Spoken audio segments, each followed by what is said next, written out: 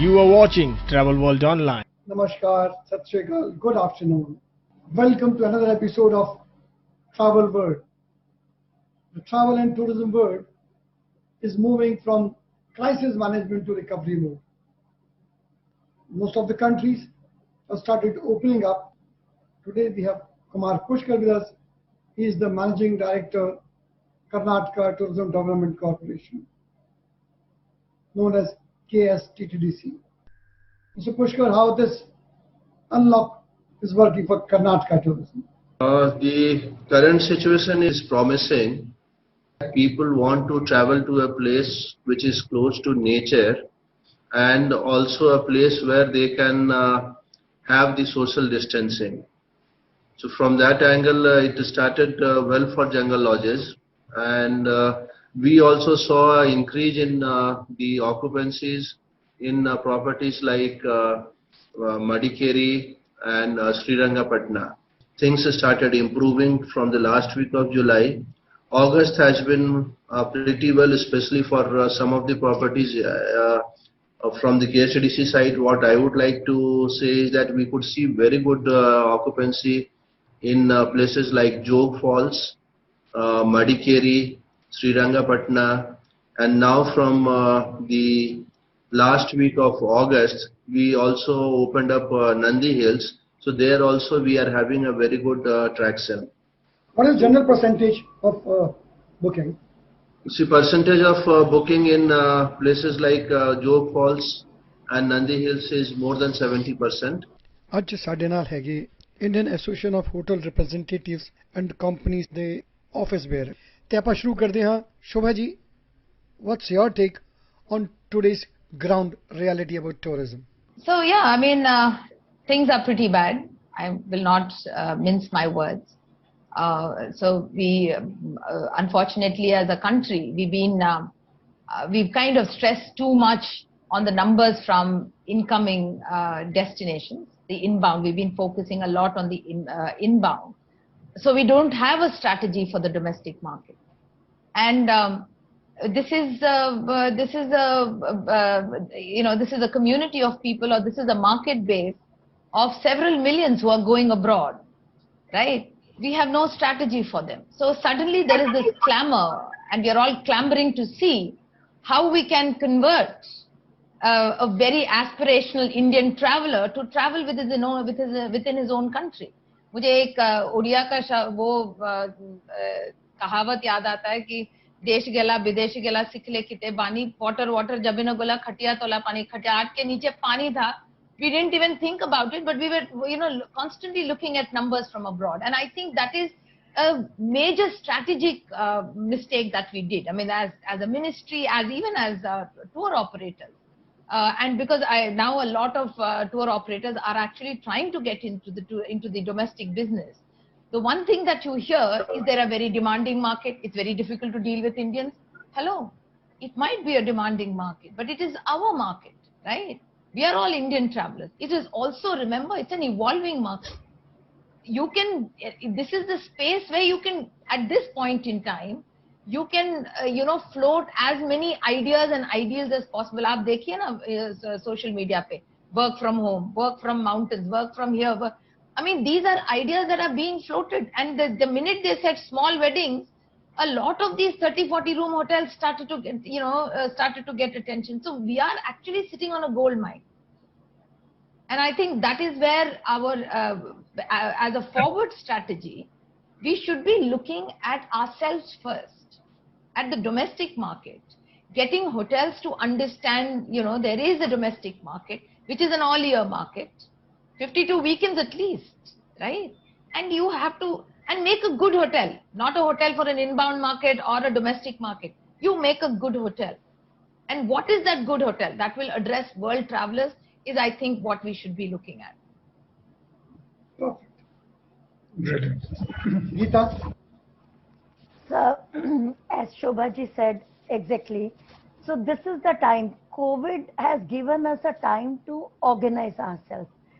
And this is the best time when we can, she said. So a lot of packages, like we started working from home, to organize this staycation packages for domestic market has come. Though I was always very good in domestic as well as inbound market, so domestic was equally my strength. And this is the first time when I have realized that we can work from home. So much of work we can do from the home, sitting at home, and the kind of new packages we have come up for various hotels, like uh, virtual spa packages. I don't know how many of us are aware, but there are agents with whom we have started a virtual spa packages. You're sitting at home and they can give you the guided meditation and all. So these are the new things which we are learning with the new era, like with the COVID things. And absolutely, as Shobha ma'am correctly said, that yes, it's a evolving market, and we were not looking after looking for our in-house things, and now this is the best time to take care of all these things and check the things like how we can grow within ourselves. True. Very good. Shruti? Yes, right. Past few years, I had started noticing Indians have been traveling abroad a lot. They are very well aware. They are very well, I would say, educated. They expect a certain amount of things. The properties that we used to promote for inbound only, now the domestic had come up, reached up to that level that they understood what that property was all about, how to experience the stay, and how to cherish it, how to actually appreciate it. So they were turning around to that part, and this time is a perfect time when they can't travel abroad. They have the choice of traveling within India, and the properties which are these offbeat experiential, they are ready to experience that. They're ready to absorb the whole thing. So it's a perfect time for us. The block hotels are actually going out now. The trend is going to change a lot. And those things that we used to project in inbound, the experiences, the maybe the day visits, the excursions, and all those things that we used to do earlier for inbound is now valid for Indian domestic market who loves that. So things have grown, things have gone out of their box kind of thing, and we can cash out on that, and that is what we are planning to do again also. The online is going to be a biggest challenge for us, because they are still a big fight. Domestic is aware of where to find rates and how to do things, but then yes, the guidance is something that only we can give them, and they are going to take it. It is going to work out well. That is the best part of the changes that are going to happen. Yes. Thank you. Mr. KP Singh? So, we become more creative. The beauty of hotels is that they get influenced by various segments. It's not just one segment that exists. So inbound is one segment. You have corporates, you have weddings, you have a domestic leisure traveler. There are these architectural groups that come in. Within the country itself, you have a lot of it that is happening. Small thing like if you've got an American Express card, you're able to filter your hotel through that card, offer opportunities through that card to the domestic traveler. So there are a lot of opportunities which are now going to evolve, which we obviously feel that is going to be a challenge. And tourism, of course, is not going to die. It's a period that we are going through. It's a phase that we are going through. It's not just India. It's a global, situation that exists. Tourism ahead, I think it's going to blossom. It's going to go way ahead with what it has just now. The beauty is that with this pandemic, the domestic traveler would probably realize the beauty that the country has to offer today. Because they'll be taking these short drives, they'll be going to these places which offer experiences.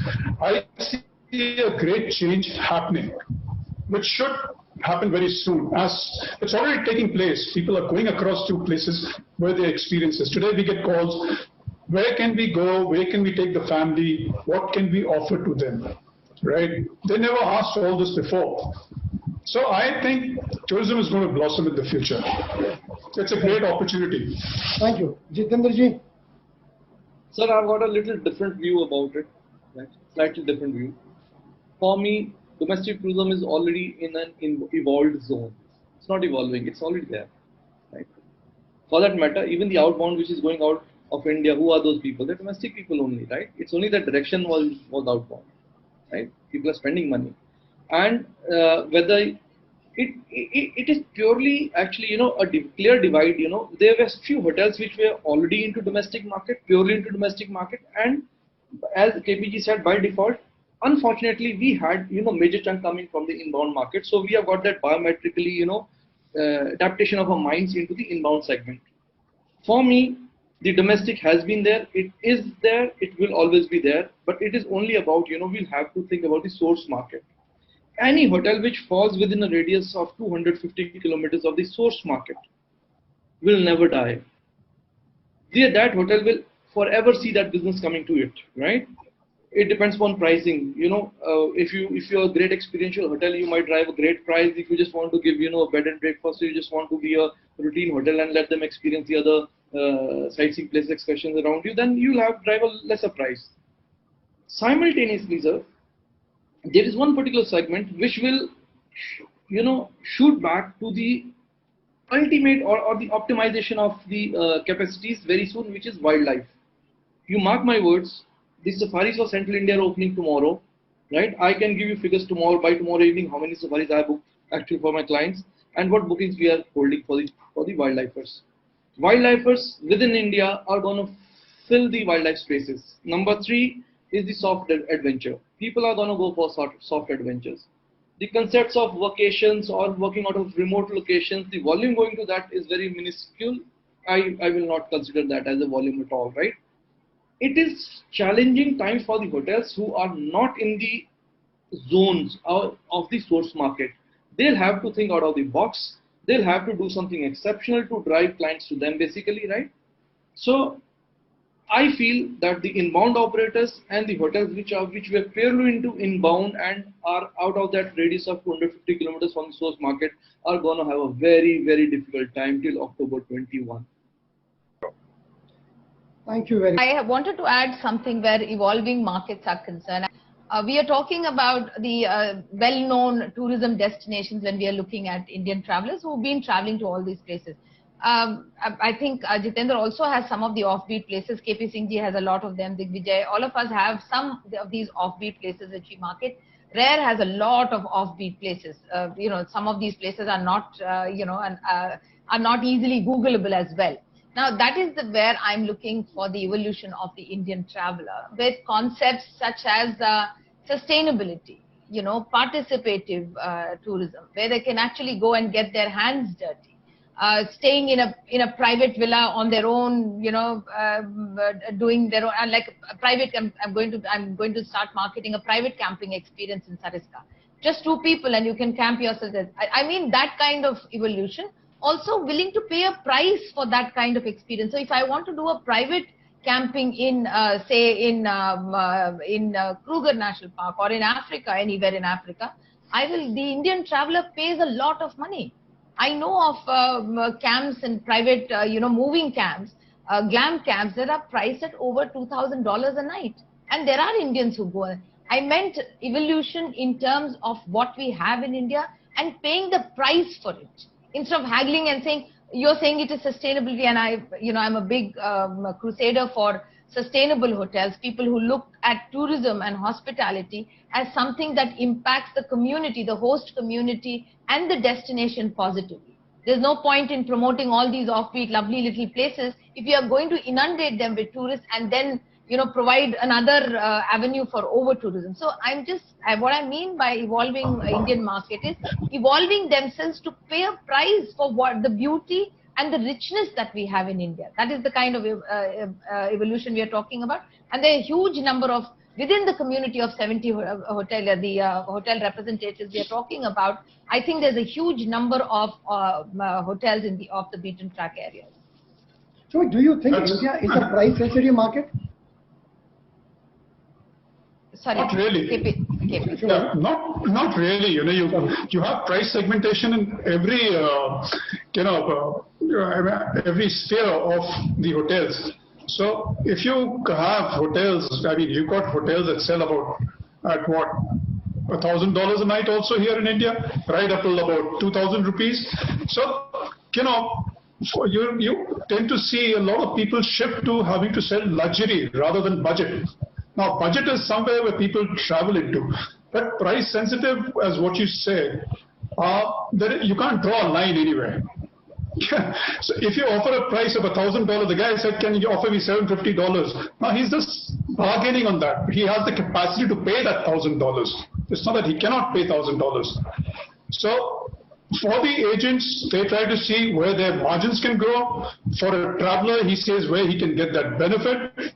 And I don't think it's a price-sensitive market as such. It's just that it's just in the mind of people how you want to accept it. Thank you, KP Singh ji. Thank you, all panelists. Today the need of the hour is to win travelers' confidence. $1,000,000 question is how to gain that confidence and what all we can do to make traveling safer.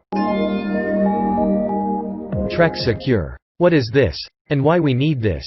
Across the globe, the spread of COVID-19 continues to cause disease, death and disruption.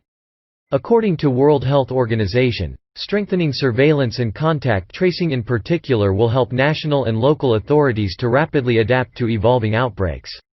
That's where we come in. Trek Secure is an intelligent contagion and crisis response platform, designed for airlines, cruise ships, hotels and governments. Airlines are desperate to build confidence among passengers and put them in the planes that are slowly returning to the skies. Hotel industry is equally desperate to get it going, but how to win confidence of the customer is the $1,000,000 question.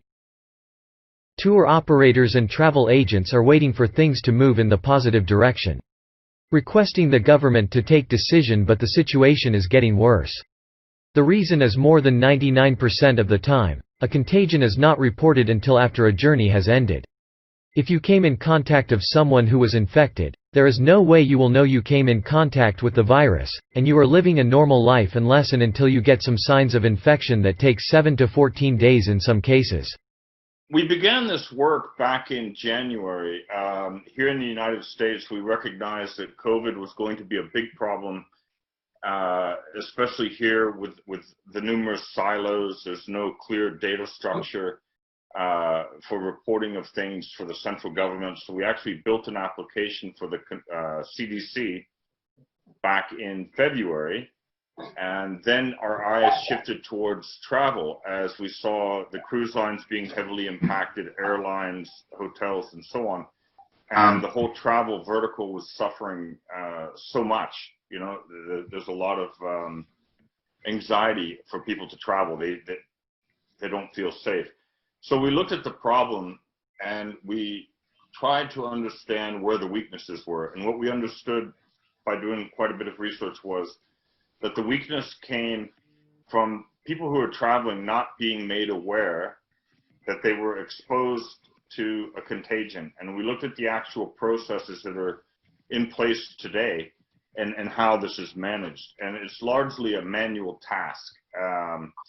A health authority, regardless of the country, a health authority will usually report to an airline or a cruise line or a hotel that someone has been infected. And so what we'll show you today is the airline example. It's the same logic that applies to cruise lines and hotels. So what we did is we developed a process with Dr. Chris Belland, who was the chief medical officer for American Airlines. He's one of the top flight surgeons in the world.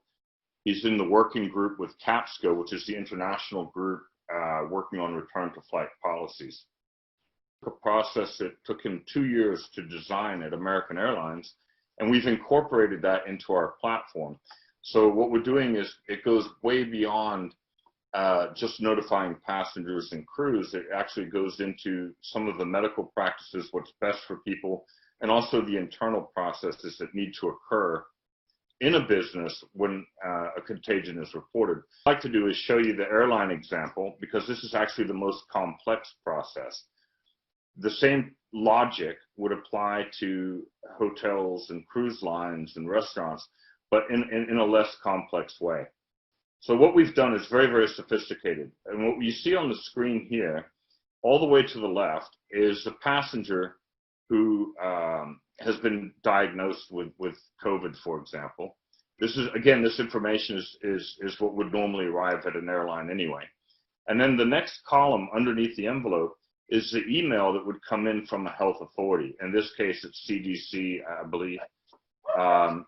What we've done is we've used artificial intelligence to open the email, extract all of the relevant information, and then populate it. So what you're looking at right now is the dashboard that an airline employee would see when they execute this process. The way that it's done today, the email will come in from the health authority. The airline employee has to manually call up the manifest, the flight manifest for that flight from another system, and then manually look up the seat map, determine which passengers are affected by this, and it varies by disease. So for example, for COVID, we're looking at those passengers that are sitting directly in front of us, 2 seats to the side, and the row behind us. For something like bacterial meningitis, we would notify everybody on the plane. So what we've done is we've built in every serious communicable disease, and our platform will behave differently based on the disease that's reported. And so what we've done is we've built a permanent system so that as new diseases emerge, those characteristics of the disease can be loaded into the system right away, and we're using all the information that we're using comes from the World Health Organization. So we take that information from WHO, and these are things like what's the incubation period, the quarantine period, and so on. And that's built into the platform so that it responds the right way depending on the disease. I hope this makes sense. So on this dashboard, what we've done is taken it a step further to where we've tried to minimize as much work as possible. And so we've taken this process, which normally takes an airline between 7 to 10 days to fully execute, down to about 2 or 3 seconds. So the benefit here is that those passengers, the flight crews, employees, workers, travelers are notified almost instantly that they've been exposed to some type of a disease. And this gives them that time to seek the medical attention, to self-quarantine, things like that. And these steps go a long way in mitigating contagion spreads. This is an example on the crew notification side, manager for aviation medicine at ICAO. Edgar, if you can go to the last one on the notifications. This is an example on the hotel side. So if they've had a guest that flew on a plane or stayed at the hotel that was diagnosed after their trip, this will send an alert to the hotel letting them know that maybe their cleaning crews should take extra precautions when cleaning the room, or let the hotel manager know that the other guests need to be informed about this, that was staying there at that date. So all of this is completely automated. There's no extra work that needs to be done. There's no software that needs to be downloaded or hardware that needs to be purchased. This is all web-based application, very quick to install, very easy to use. And we also operate in 26 languages. So